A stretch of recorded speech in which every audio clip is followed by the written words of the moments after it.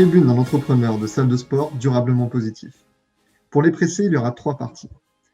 Une première partie avec un peu de gratitude, une deuxième partie avec un rappel des faits et surtout pourquoi cela ne suffit pas. Et enfin une troisième partie avec des propositions pour essayer de construire ensemble. Mais avant tout, merci Monsieur le Président de la République, merci Monsieur le Ministre de l'Économie, et j'aurai quelques mots pour vous, Monsieur le coronavirus. Merci pour le soutien apporté aux entreprises dans tout le pays, pour permettre à nos salariés avec reconnaissance de bénéficier du chômage partiel, pour toutes les aides diverses et variées, même si parfois il est difficile de naviguer entre elles,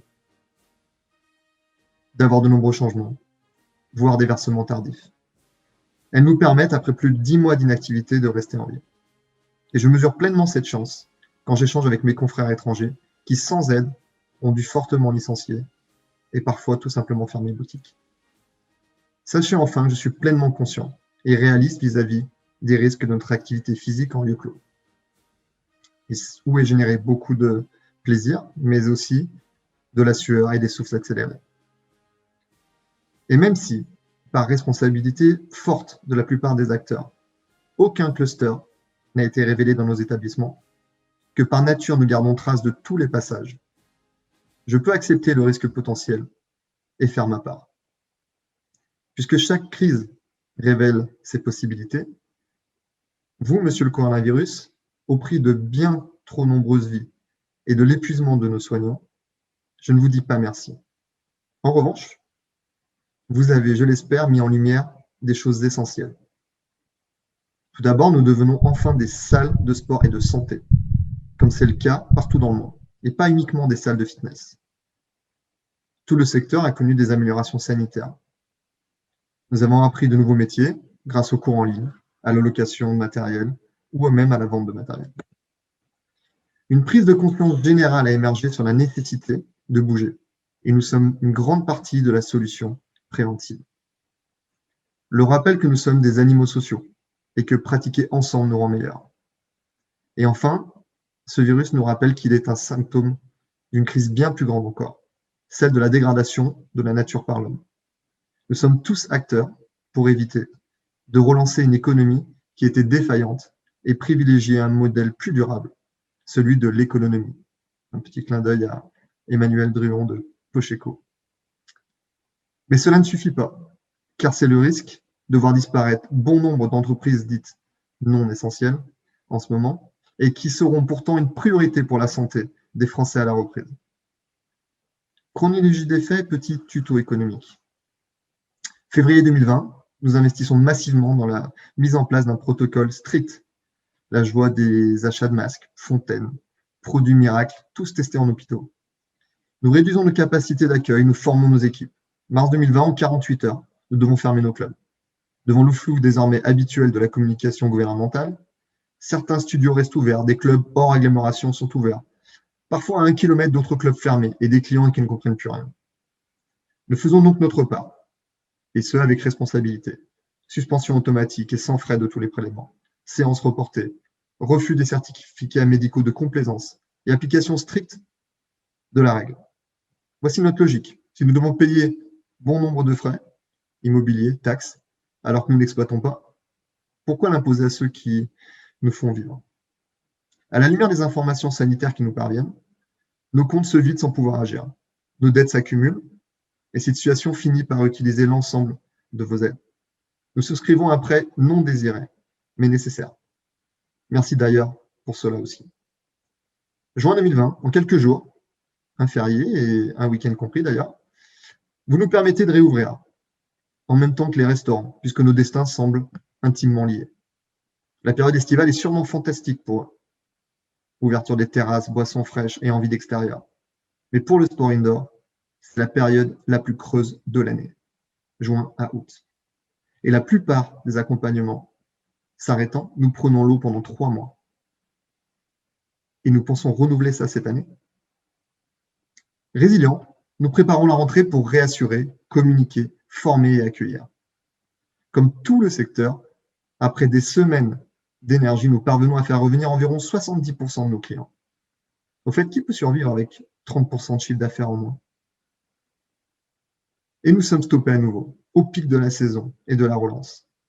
Nous rebondissons encore avec l'amélioration des cours en ligne, qui est devenu un nouveau métier pour nos équipes. Nous faisons des cours extérieurs dans la limite imposée. Nous tentons de promouvoir l'activité physique, mais cela ne suffit bien entendu pas. Et en même temps, pas grand-chose. Une pseudo-intervention pour des masques AFNOR de votre ministère des Sports, qui n'en est plus un.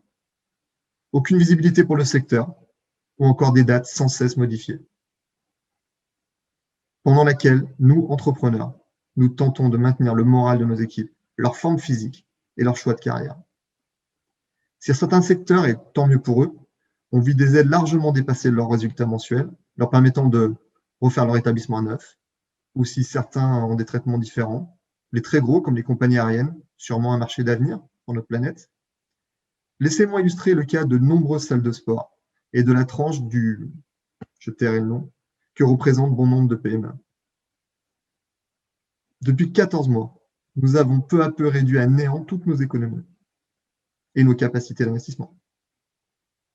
Comment peut-on, en étant fermé, maintenir des frais de personnel pour naviguer dans les aides et l'administratif, maintenir du personnel pour essayer de garder un lien, vidéo en ligne, cours extérieurs, pour lesquels nous ne gagnons pas notre vie, payer nos bailleurs, plus ou moins conciliants, qui eux aussi font face à une énorme perte et dont les aides n'incitent pas vraiment à faire plus.